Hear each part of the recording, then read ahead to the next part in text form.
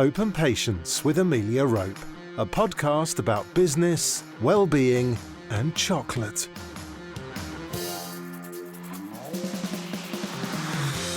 Hello and welcome to our latest episode of Hope and Patience. It's a treat to have you here, and if you're new to the show, the hugest of hellos. Just to give you the heads up, if you sign up to the H&P monthly or weekly newsletter, you're in with a chance of winning one of our chocolate bars. Now, our guest today has had quite a journey in his life, a journey which has led him to become a founder of a community-based charity where hairdressers donate their support to the homeless. They have 600 volunteers, near to 68 projects on the go, and have delivered around 40,000 pockets of joy in the form of haircuts for homeless souls since they started back in 2014. Their sponsors include the National Lottery Community Fund, affiliates include the British Beauty Council and L'Oreal, and this year the charity won the Marie Claire UK Hair Awards 2021 Special Jury Prize, which is a special recognition for helping others. Their global ambassador is none other than the Game of Thrones star Lena Headey. So time to introduce our guest, Stewart Roberts, founder of Haircuts4Homeless and also host of the podcast of which I was lucky to be a guest on last year, Hear Me, See Me. Hello and welcome to H&P, Stewart. Hello, how are you?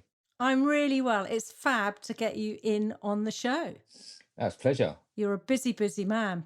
You lured me in with the promise of chocolate, so you knew what button to push. I know, there's always a chocolate. And this bar, actually, that you've picked, which we're not going to tell the lovely listeners yet, is one that I haven't tried for a long time. So I'm desperate, and it's the afternoon, and I'm desperate for that little bit of sugar fix. So we've got to crack on with the show, and then we'll get the chocolate break. So, Stewart, Haircuts4Homeless, an incredible charity. How and why did it all come together?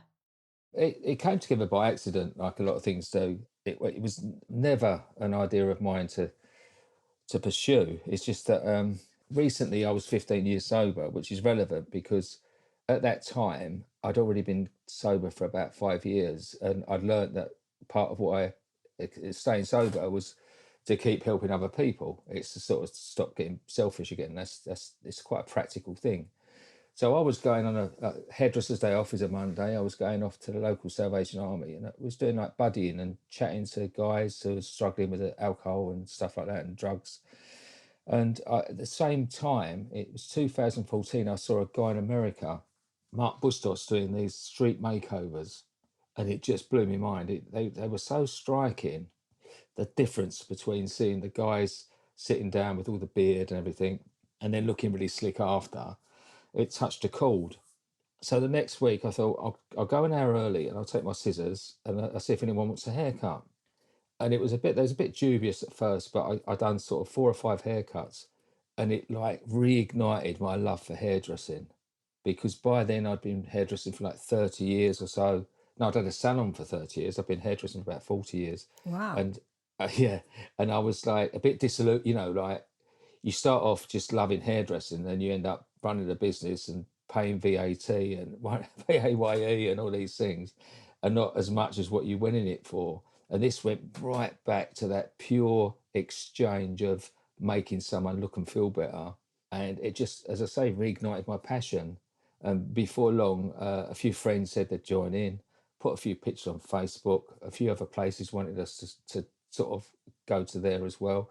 And I quickly realised it was something that we could replicate, but it was only really supposed to be me on a Monday in Romford. And it's grown to a massive size, Stuart. I mean, how many, is it you and your sister, or have you got more people helping now? The people who run it's just me and my sister run the charity.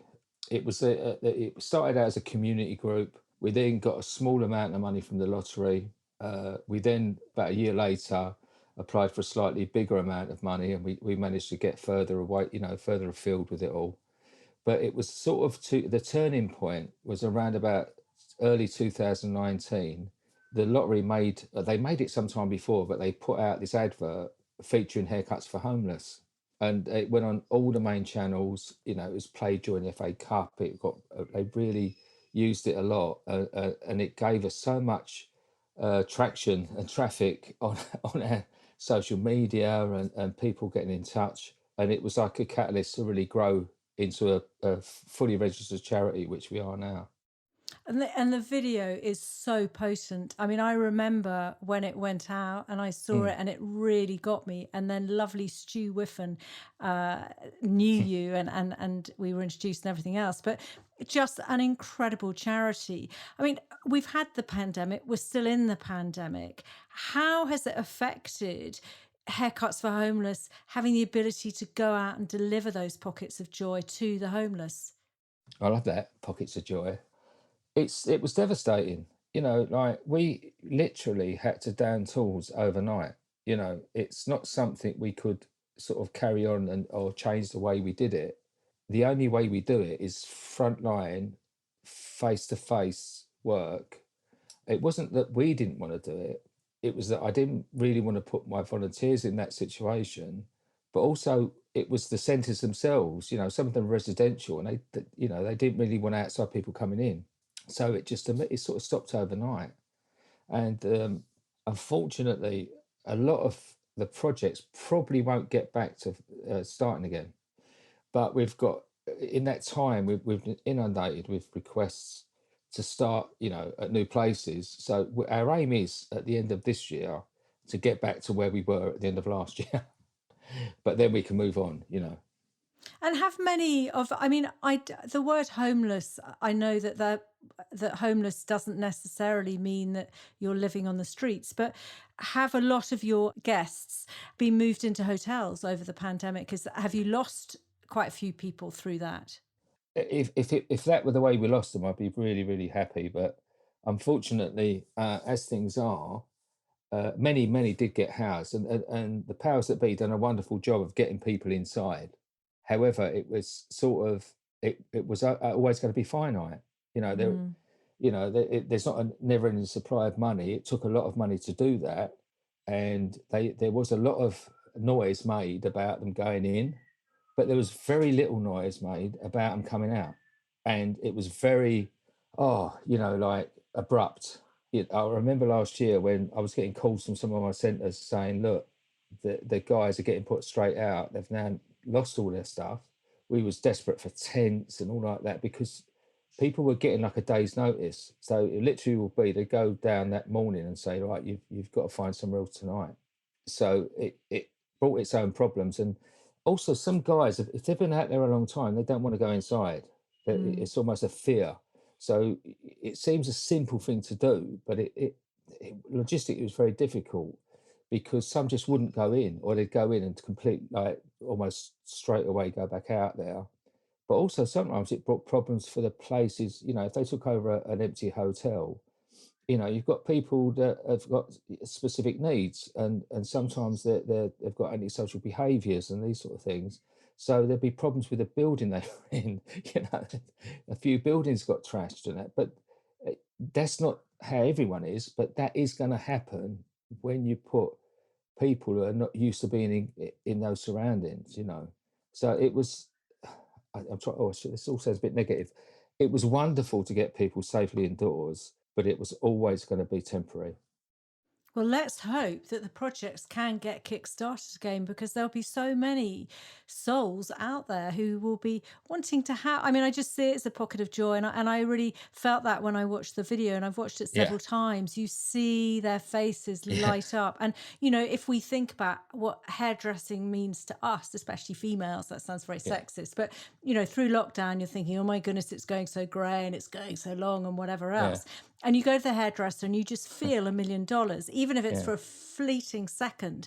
And it's that feeling of sort of self-worth. It's that feeling of just a bit of intimacy in a very professional way.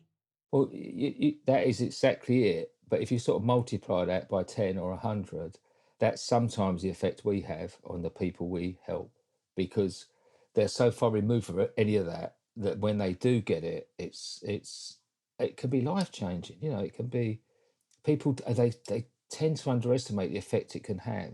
I mean, for instance, we set a new project up in Holborn on Monday afternoon, and it wasn't a homeless place. It was people with very specific mental health needs, everyone was extremely vulnerable, you know.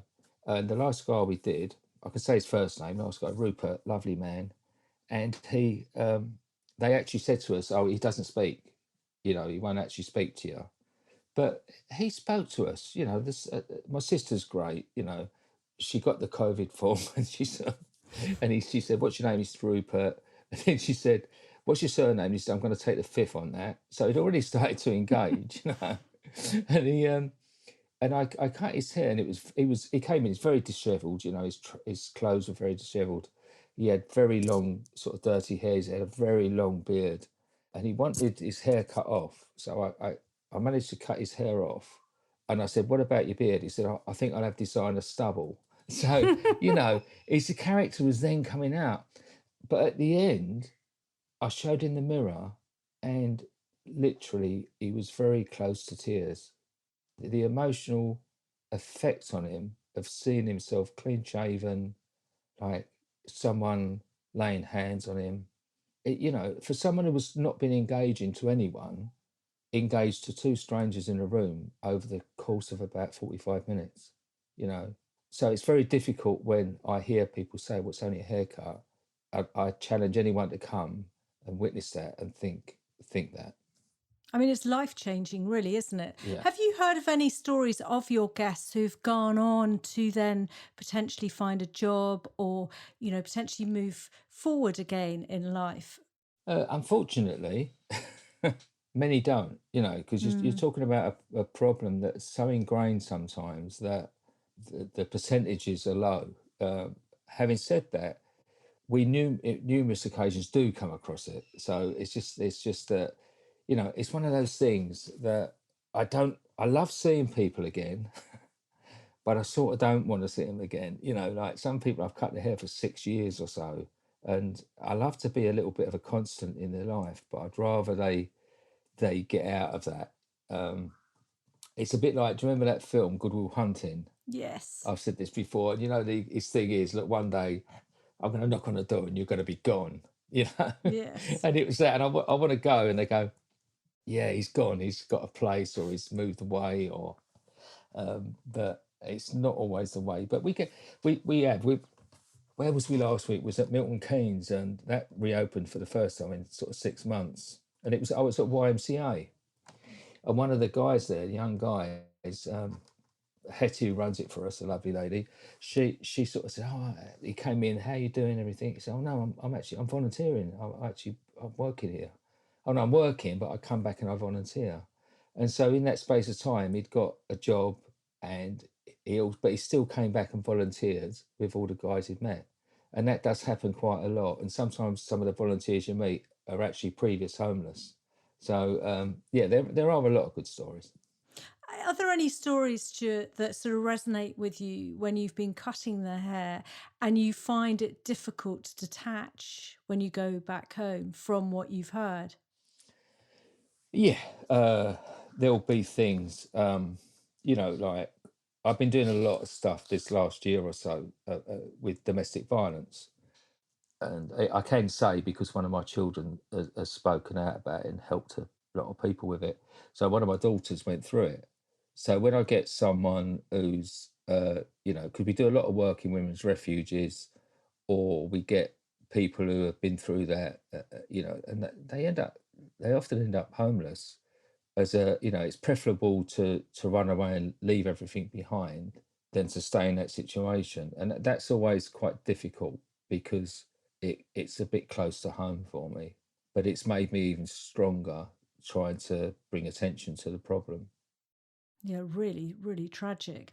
I mean, Mm. you've got phenomenal supporters to your charity. I mean, your Mm. sponsors, the affiliates, and Lena Headey. Yeah. What is it, do you think, that's harnessed them? Um, well, like Lena in particular, she just started liking some pictures on Facebook, on Instagram, and then I saw she started following us.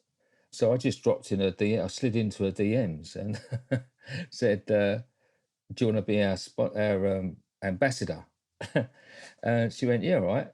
So, and it took quite a while because she's a very busy woman, and we finally met up for a coffee.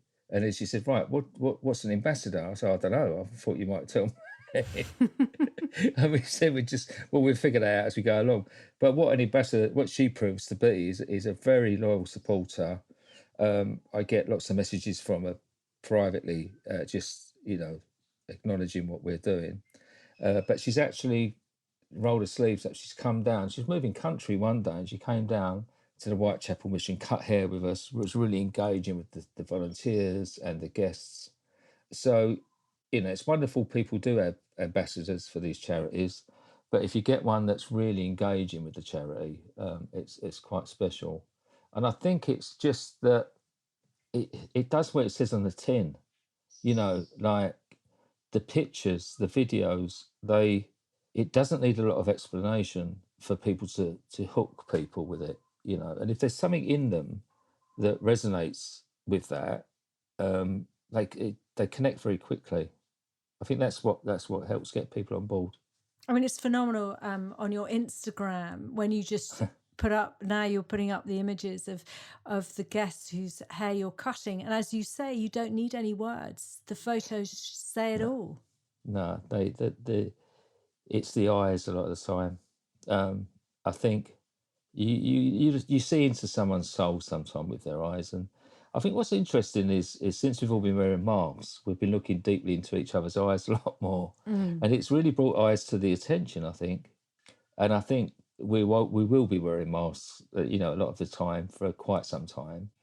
But yeah, it sort of forces you to sort of have that eye contact. But some of the people, I've got a guy. I was in Birmingham yesterday, and I put a guy's picture on, but I've got about half a dozen. And we do make sure, I want to clarify this, we really make sure that they're 100% happy about us using photos. And it's been our experience that often, because someone often feels invisible, they love the visibility of having their photograph done and being used, So this guy yesterday, he just got a wonderful face. He said at Christmas they often talk him into being Santa Claus, because he's got this wonderful white beard, and it was just a lovely man, And I think that picture of him yesterday, and I'm going to put a couple more on soon. That somehow, I think if you just see that picture, you see what I'm talking about the man. Do you know what I mean? It's like, sometimes, if you capture it right, you get the essence of someone. We've got a fantastic photographer, Jack Eames, who's done a lot of industry photography, and he comes around with us. He does it all free of charge, and he really gets some amazing pictures. So if ever you see any credited to Jack Eames, you'll see some of the wonderful work he's done. Yeah, they're very evocative. Stewart, what skill sets have you needed to not only set up the charity, but also to grow it? Many that I didn't know I possessed. And it's funny because we are perceptively quite a big charity, but in reality, a very tiny, tiny charity. I mean, there's just me and my sister, we and you get these sort of people say, oh, can we speak to a PR department? Can we speak to your marketing department? And I go, yes, you are. It's like we are really tiny, but we sort of seem to have quite an impact. But some of the skill sets have been, I think the most important thing is you've got to be a people. This is about people. So if you've not got a love for people, this isn't for you. There's a massive organisational skills needed, which comes in the form of my sister. She's the real sort of organisational person behind all this. Together we do any funding applications. We managed in lockdown to catch up on a lot that we would, if we were out there doing the stuff, the actual work, sometimes the other stuff gets left behind a little bit. So even though we had to down tools, we've really got on top of all the paperwork, all their funding applications. And it's tough because getting any funding at all at the moment is very difficult for small charities. I know a lot of people who I've come across with, other charities are all finding the same thing. The bigger ones have got reserves, but the smaller ones haven't got reserves to fall back on, and that's what's a bit of a tough time. One skill set, Stuart, that I think you've missed off is being a good listener, I would imagine. Yeah, I mean, you wouldn't think so in this one because I ain't shut up yet. But You do, though, when you're a host on your podcast. yeah, Don't you? and a hairdresser. This is, I mean, I've been, like I say, I've been hairdresser 44 years now. And if you ain't a good listener, you're not going to last in hairdressing because people like to offload, you know. So it comes with the territory, and that's why our volunteers are so good at what they do, because they're born for it. You know, they're the perfect volunteers for what we do. Do you think your sobriety has given you an empathy with your guests, a different form of empathy that you might not have had before? If I, to the point where if it was before, I wouldn't have even been doing it Mm-hmm. because I would have been, I was too selfish to do anything like this. I, it was all about me and getting ahead, and you know, and the thing is, when you go for recovery, and if you do the steps and all that sort of stuff that people do, a lot of it is finding out about yourself, and this is why people struggle with it. It's a very simple thing to do, but it's so difficult because we tend to not like what we find out. we we you know, you have these sort of preconceived ideas of who you are, what you are, and when you really break it down, you realize that what you saw as being, you know, generous to a fault would be self-seeking, and you know, like um and when you know, being proud of things, but you know, you're just being arrogant.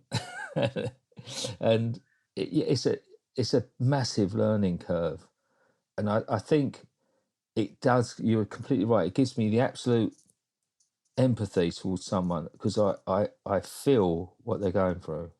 You know, if if you see me in action sometimes, Jack's been Jack's been following us a lot lately, and he's been watching it, and he said that there's something comes over you. See, I don't know because I'm just doing it, but he said there's something comes over you. There's like an energy that comes over you, and you just tune in to someone, and it's almost like mesmerizing, where there's just you and them in this, because they're very chaotic like backgrounds, you know, there's all this stuff going on, but we managed to really tune into someone.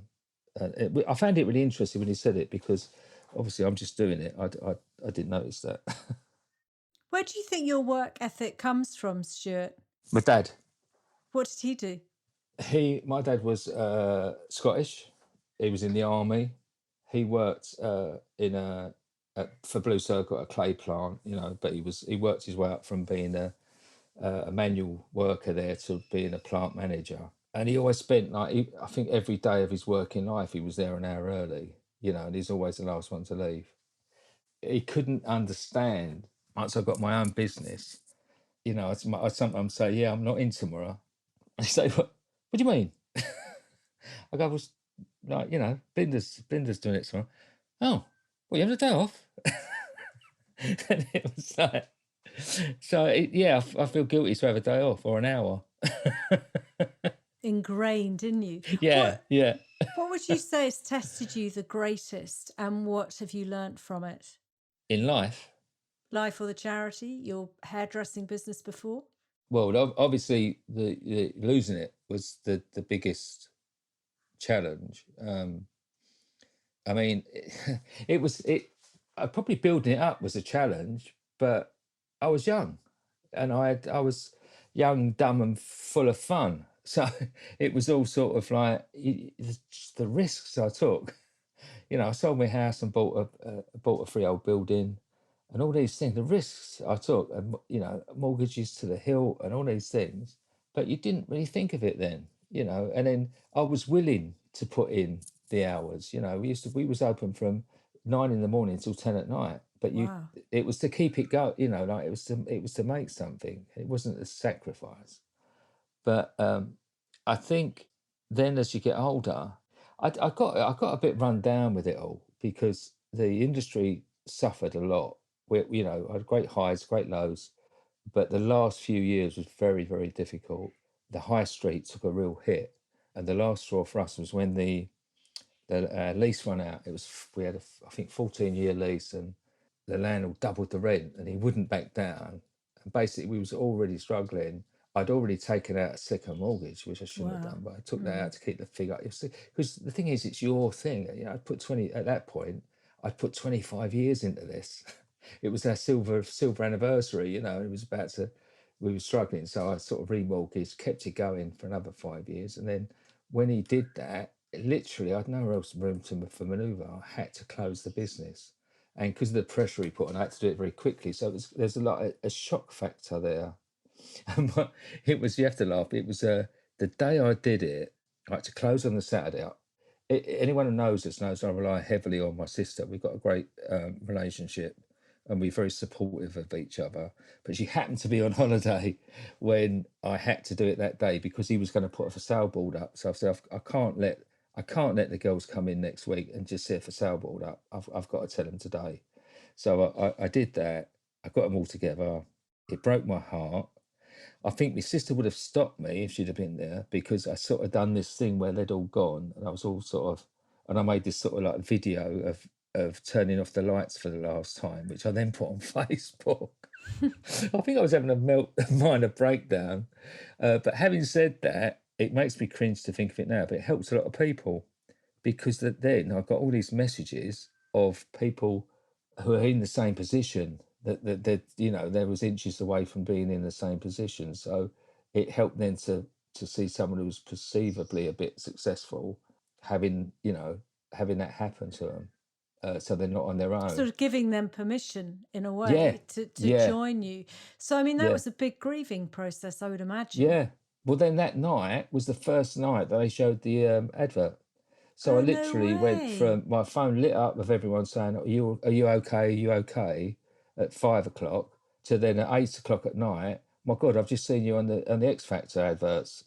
And I had to turn it off. I couldn't cope with it for about 24 hours. And then my sister came back a couple of days later. And then we had the long process of, closing the place down, emptying it out, insolvency people coming and actually selling our furniture to people in the through the back door while Mm. you're standing there. It was soul destroying. But the thing what helped me, is that was over Christmas, and I took it really bad, but I kept doing my project. I kept going out and doing my thing, and it was very early January. I went off to. I've said this many times, so forgive anyone who's heard it, but I went off to Ipswich on my own, long drive, and I really felt I'd lost everything. And then I went in there, cut a young boy's hair who was about the same age as my son, who told me he was living in a tent. And then he explained to me the practicalities of living in a tent in the height of winter.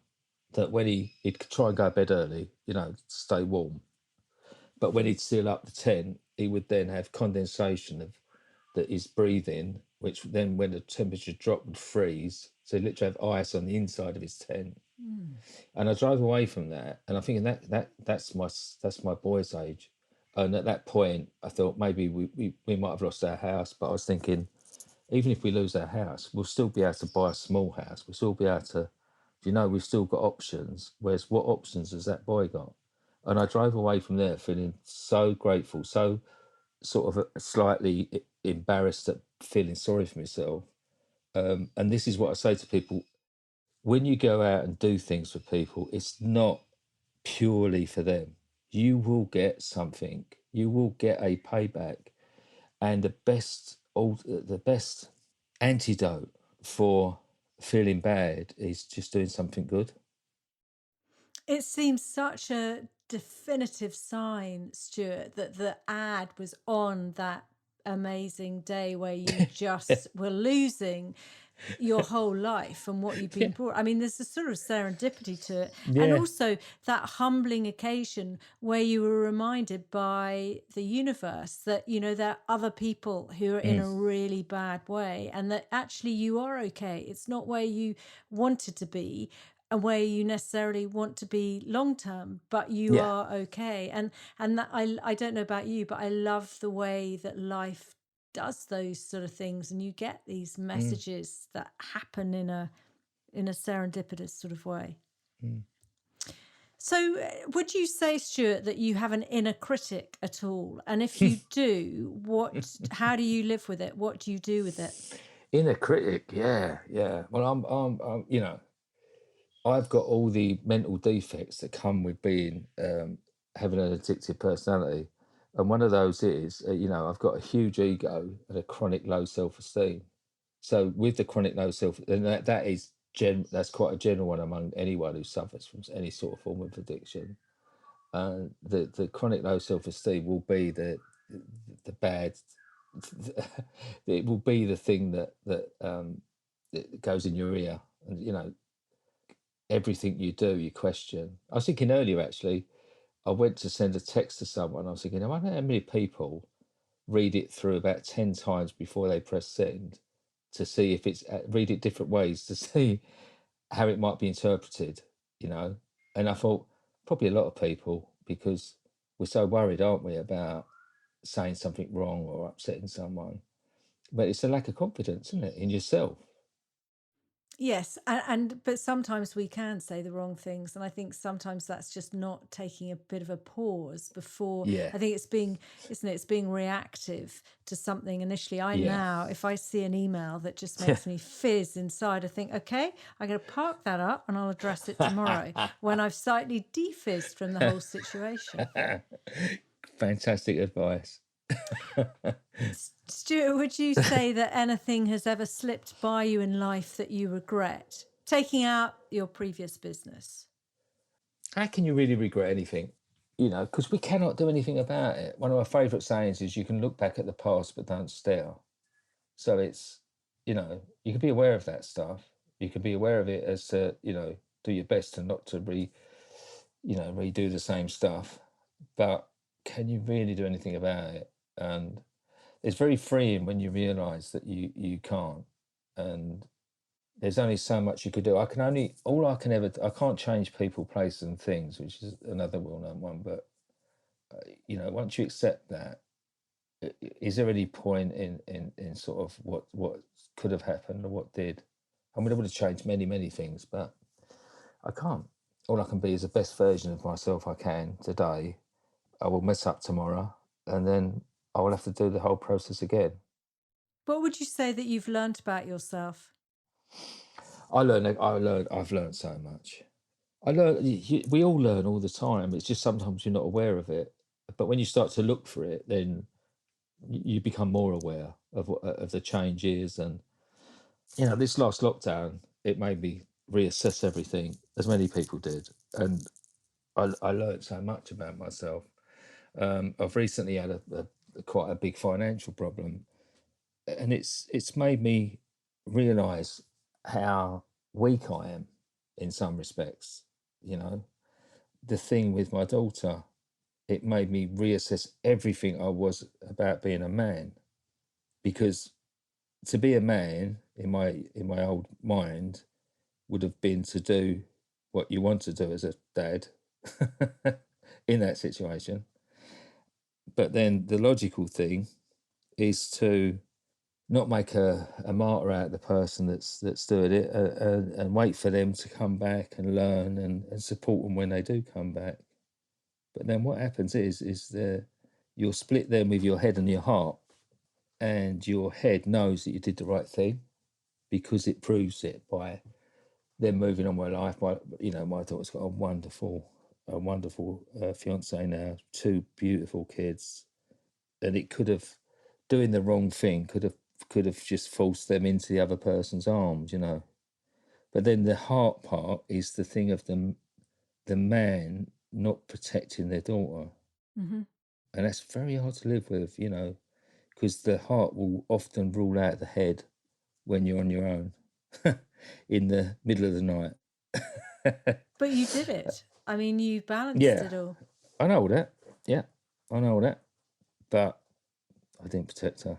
And I think that's the thing. And so how I protect her now, how I do it now is, so when it does come to light and I can shine a light, and I have these wonderful guests on my podcast of, like, Jodie Woodward, but the bravery they've shown, Chandra Warundu, the woman who was, she left Indonesia to get a job and ended up working in a brothel for years, like against her will. And, just literally these things going on in the world, we can't change them ourselves, but the more light we shine on that stuff, the more awareness we bring about it, the more people will realise that these things aren't acceptable.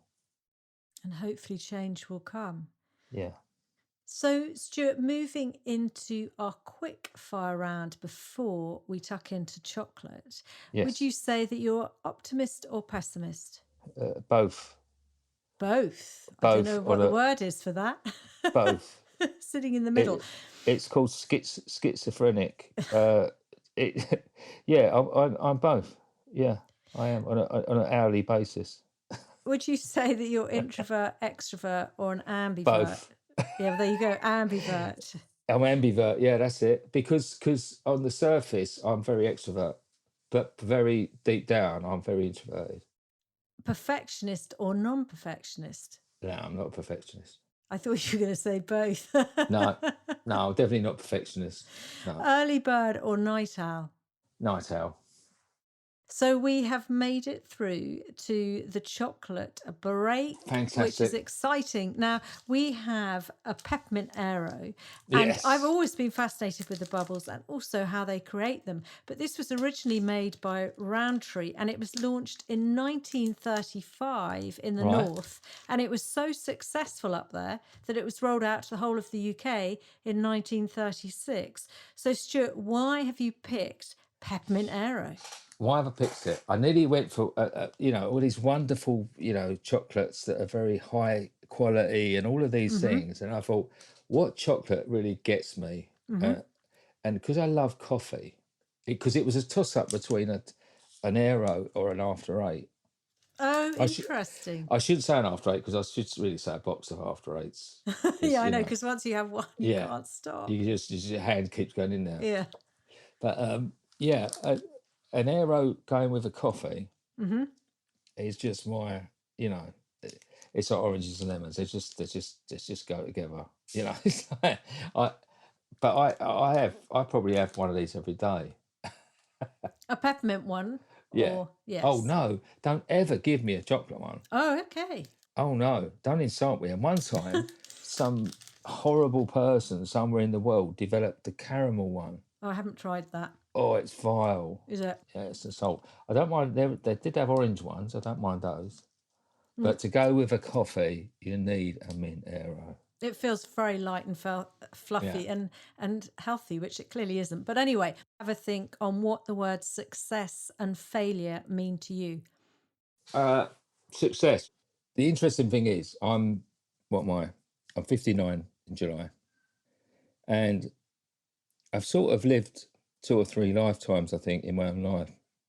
And the younger version of myself, success would have been so different to me answering it today. I had my own business for many years. There was a point when it was very, very successful. I used to, I've moved 10 times in my years, so I've sort of, increased my house as I've gone along. And there was a point some time ago where I had we had a pool put in at some point. We've got quite a big garden. We live in quite a posh area. Although I wouldn't recommend it, the neighbours aren't so good. But we I was in my pool. It was it was probably a Monday because I was off. I bought myself one of those great big chairs, the blow up chairs. I had a cigar in one hand and a big glass of brandy in the other hand. And I was floating around. It was a glorious day. And I was thinking of 10 different ways to kill myself. Wow. So what I mean by that is, success, it's an interesting thing, isn't it? Because at that point, I was probably about 40. So at that point, I had everything that the 20-year-old thought I would ever want. But that's the reality of what it was at that time. Now, things are so different. We're lucky we managed to stay in our house. So we've still got a nice house and we still, but things are very, very different now. Lifestyle's totally different. But I am so successful, and it sounds corny as I'm saying it, but you know, my children are all safe. I've got 5 children. I've got 4 grandchildren. They're all, you know, much loved, and I don't want for much. You know, I'm not one of these people who's sort of anti-money or anti-success, because I think you need it. Let's be practical. You know, you can't live on air, and you can't live on ideals and principles. But money's fine, but don't attach your happiness to it. I don't know if that answers you, but that's sort of... Well, it does. Why, if you don't mind me asking, why, when you were lying there, were you thinking of 10 ways to kill yourself? Because what it is when someone's in addiction, their life becomes so empty. It's so lonely. There's so much self-loathing. There's so much guilt, shame, remorse, that for a lot of people, we lose a lot of people. You know, we lose a hell of a lot of people. Everyone thinks that alcoholism is something that people, you know, you die of cirrhosis of the liver. You know, many people kill themselves before they get to that stage. And the problem we've got now, I believe it's the last time I spoke to someone about it, it's very difficult even to get the figures, the most recent figures of suicide.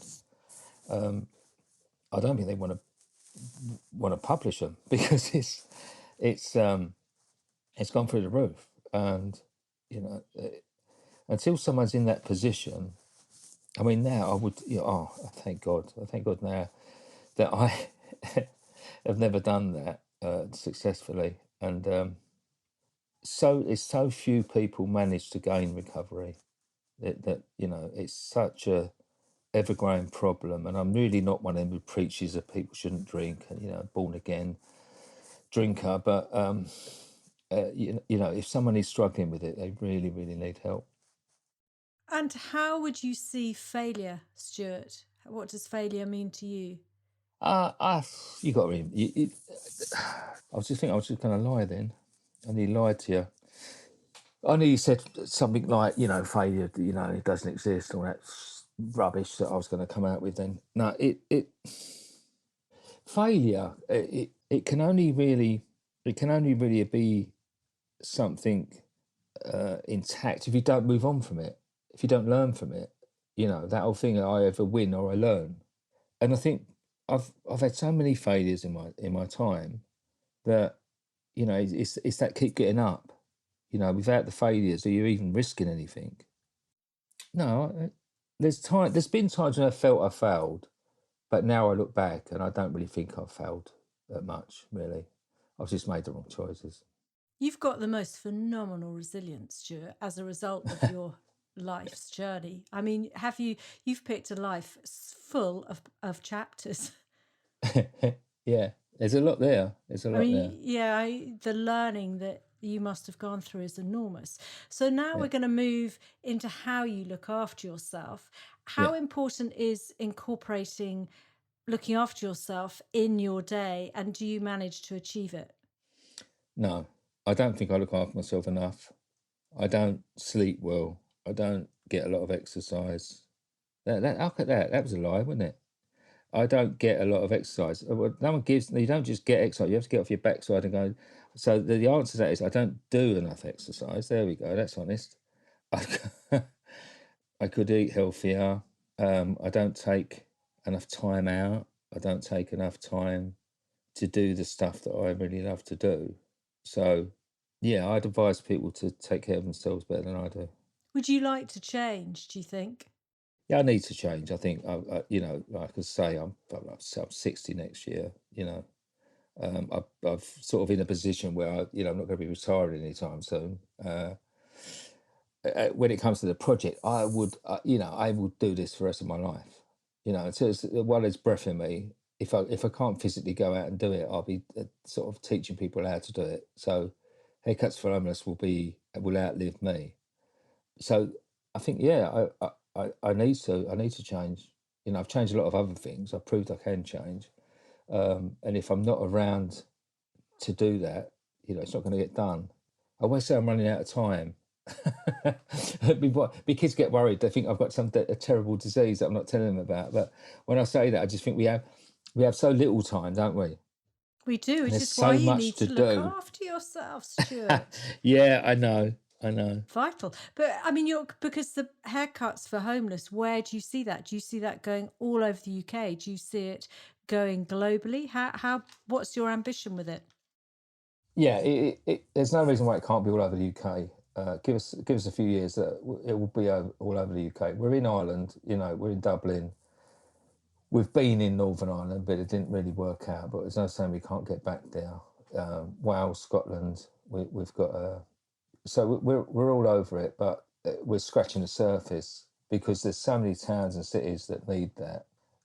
So we could treble, we could be 10 times in number of what we're doing. We could go from 60 to 600 projects and still just be in the UK. So time you looked after yourself then, Stewart Roberts. I'm saying that one more time and then I'm going to park it. Yes, miss. Stuart, what triggers your stress and how does it affect you physically, mentally? I've learned what triggers my stress. And it's the fundamentals. It's that I did have to learn in recovery because they're all sort of triggers. So things that will trigger is anything that threatens my security, my self-esteem. So generally, financial security, family security. But there again, I know I've got tools to use, so I can meditate. I've got a fantastic support network around me. And the thing is you mustn't bottle stuff up. You must share. You must have people to share stuff with. And also, a lot of people come to me, and they often, I get a lot of people like coming to me for help, and that helps me, because for every time that you spend some time thinking about someone else's problem for them, it takes that away from yourself. What music makes you feel good and what book would you miss if it wasn't on your bookshelf? This is funny. I'll do the book first. Okay. The book is the Bible. Now, this is funny because I'm such an addict, right? At about the age of about 12 or 14, I think, the Gideons came to our school. Oh, God, I remember the Gideons. Do you remember that? They give you a little Gideon Bible. In fact, I just said, oh, God, that's not very religious either. And they said, because I'm not a religious person. This is the funny thing. And they said about this story about this man and he read the Bible every day for 70 years till he died and all that thing. And it's got a little thing at the beginning and it tells you, the daily readings for 2 years. So it sort of takes 2 years to read the whole Bible. It's New Testament. And me being me, when I was about 14, I thought, I'm going to do that. I'm going to read that all the way through, which I did. It took 2 years, these daily readings. And I've done it ever since. And I'm 59. so I've read it so many times. And the funny thing is that even I've been actually, I'll be honest with you, I've been actually drunk and drugged out of my head and still leant over and read my little Bible passage before I passed out. And I mean, it's all sort of thing. I can read the Lord's Prayer out to you, and without looking, all those sort of things. But to be honest, there is something comforting in it, and it's been a habit all this time. And I mean, I don't go to church. My kids haven't been Christians, so I can't call myself, a full-blown Christian or anything. But what I learned is in recovery is that you've got to have a higher power of some sort to just give you purpose, and the fundamentals of right and wrong, and don't be a dick. And what music makes you feel good? I love 80s soul music. There's certain songs that, I don't listen to a lot of music. And I tell you what it is, because when you work in a salon for 30 odd years, it almost becomes like the background noise of work. And so this is what I want, I love podcasts. I love things like that, audio books and things. But give me like, and some of the old crooners as well. Like if That's Life comes on, it gets turned full blare. So, Stuart, where would you say that you have had to have dollop loads of hope and also bucket loads of patience? Hope and patience. It's a wonderful thing. You know, I live for hope. I see hope every day. For every tragedy and everything that I see when I go to homeless centres and women's refuges and all of those places, and I see so many hopeless situations, but I see it filled with so much hope. And that's where you see it at its truest state, because it's in a hopeless place. And patience, my family need patience with me every day. I've not got a lot of patience. What advice, Stuart, would you give to anyone who's thinking of setting up their own business or who's stagnating in their business at the moment? In business is know your numbers, know your break evens. The best advice anyone can give about any business is have more coming in than going out. And that sounds so condescending, but so many businesses aren't even based on that. That thing of turnover is vanity, profit is sanity. And even in this sort of, wonderful age that we're in, people still don't even recognise that. So, Stuart, where can our listeners find out more about you, Haircuts for Homeless? Where can they find out about potentially volunteering, donating, and Yeah. also find your Hear Me, See Me podcast too? Well, I think the Haircuts4Homeless is all pretty much comes out of our website. So it's haircuts4homeless.com. But the thing I have to say is the number 4. So it's haircuts4homeless.com. And it's got a donate button. It's got all the stories about what we do. And it's the important thing is the contact. It's got an email to info@haircuts4homeless. That all goes through to Belinda, and anyone wanting anything, whether it be to sponsor us or to volunteer with us, or a centre that wants us to come and give our service to, they can all get us through that. And the podcast is on. We're with Acast, so you go for Acast, but it is on Spotify and iTunes and Amazon Music, so it's there if anyone wants to have a listen. And I would also say do check out Stuart's Instagram account, because there are an amazing sort of photos and all what he's up to with his team. And it's a really good place to go to. So I would love to say the hugest of thank yous, Stuart, for joining us. You are such an amazing man. I still can't get over the journey that you've had in life, and just it's so incredible that you've created Haircuts for Homeless out of some really dark, bleak, horrendous moments, and you're helping so many precious souls just feel a little ounce of joy. They help me as well. So thank you very much. Thank you. Anyway, before I go, it's time for my recommendation, which today is a book and also the quote. So my book recommendation is The Practice, Shipping Creative Work by Seth Godin. It's a call to action that I found got me thinking and also fine-tuning a few bits and bobs. It's manageable if you're super busy, as it consists of tiny, teeny bite-sized topics. There are about 219 or so you can dip into it and dip out. And the quote is by Maya Angelou: "The ache for home lives in all of us, the safe place we can go as we are and not be questioned." A huge thank you for finding the show. I hope you enjoyed the chat. If you're interested in hearing from other founders of social enterprises and charities, do check out Laura Winningham, founder of City Harvest London, and Tessa Clark, founder of the Olio app, both of them in Series 2. Don't forget to subscribe, follow to get the latest episode. And if you're listening on Spotify, make sure you switch on notifications to be the first to listen to the latest episode. Any recommendations, quotes, songs can be found in the show notes and on the website too. So until the next time, however tough these times get, keep that very special inner sparkle you have shining. Hope and Patience with Amelia Rope. Join the conversation at hopeandpatience.co.uk. Find Amelia on Facebook at Hope and Patience, or on Twitter and Instagram at Amelia_Rope.